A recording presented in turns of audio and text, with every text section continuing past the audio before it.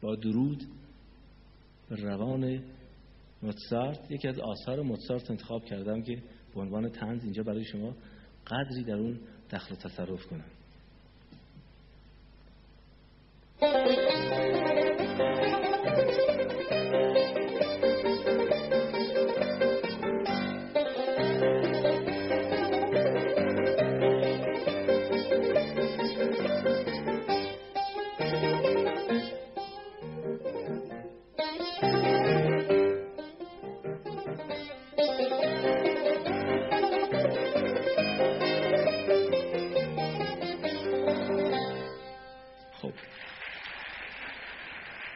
حالا این جمله کاملا مشخصه.